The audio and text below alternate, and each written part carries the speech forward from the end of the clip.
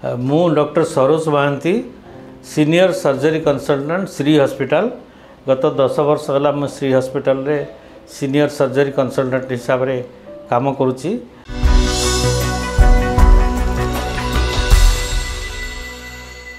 Shri hospital को आसुवा common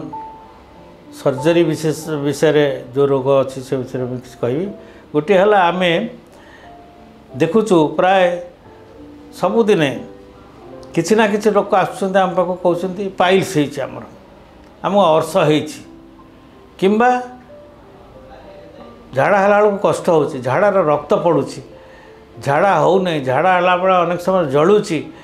यही भाया कह कि समस्ते प्राय समस्ते कहते सेटा हूँ पाइल्स किंतु सेटा सब पाइल्स नुहे पाइल्स है जोटा कि अनकम्प्लिकेटेड पाइल्स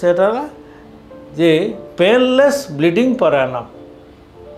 झाड़ार रक्त पड़ो कि पेन कैन किसी सेटा है पाइल्स। आ गोटे है फिशर जोटा मलकंट कहते सेटार रक्त कम पड़ो कि पेन बेसी हम कष्ट बेसी हम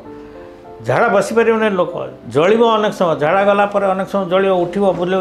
सब हम सब बसी पारे सेटा फिशर से ब्लीडिंग बेसी हेनी किंतु पेन बेसी हम। आ गोटे है फिस्चुला कहते जोटा कि भगंदर से भगंदर है झाड़ा रास्ता पाखे गोटे जगार गोटे बथ भाया बाहर से फाटी जाइए गोटे पूज बाहर किंतु से सुखीबनी से जगटा सब बड़े पानी बाहर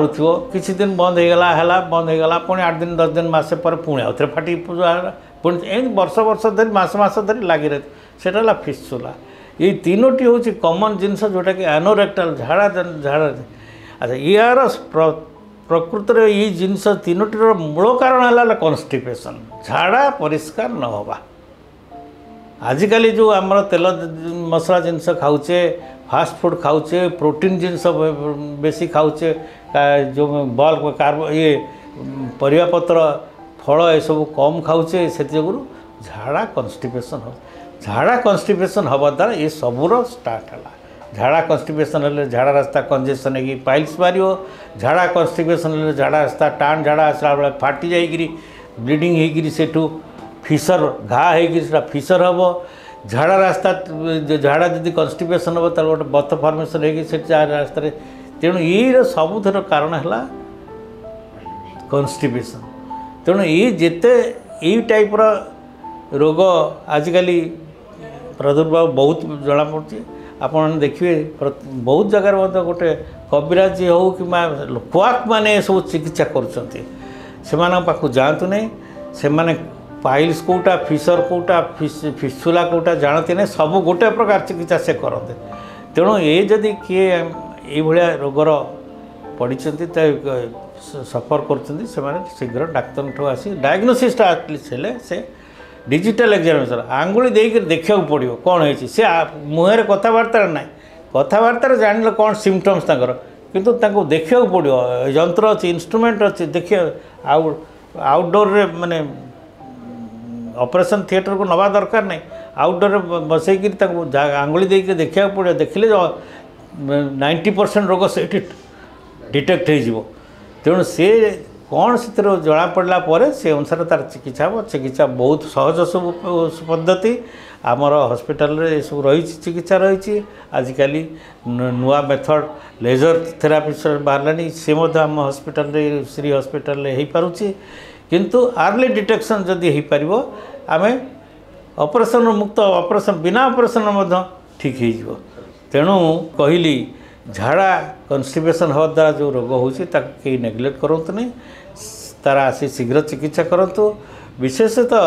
जो थे झाड़ा रे रक्त पड़ुची से आसिक सांगे सांगे देखे कहीं अनेक लोक झाड़ा मलद्वार जो कैंसर है रेक्टाल कैंसर तो कहते रेक्टम कैंसर सेटार ताकू झाड़ा टी रक्त पड़ुची कौन कौन हाँ पाइल्स औषध टे खाईदे तो लोक मैंने आसुच्च लेट स्टेज आसा देखा भर कैंसर हो जाए अलरेडी कैंसर तेणु सेटा को आम जापर जो आसिक निजे डाक्तर पाखे परीक्षा कर देखला मात्र जना पड़ो कौन हो शीघ्र चिकित्सा कले 100% cure rectal cancer is a curable disease it can be cured 100% cure कौन सी ऑपरेशन हो कि अन्य चिकित्सा द्वारा संगे संगे क्योर हो तेणु समस्ते यही टाइपर पेटर जो झाड़ा जनित रोग जार है आसी डाक्तर को परामर्श नहीं चिकित्सा करतु आ श्री हॉस्पिटल रे सब प्रकार सुविधा रही सबुदिन आसी हॉस्पिटल आउटडोर आसी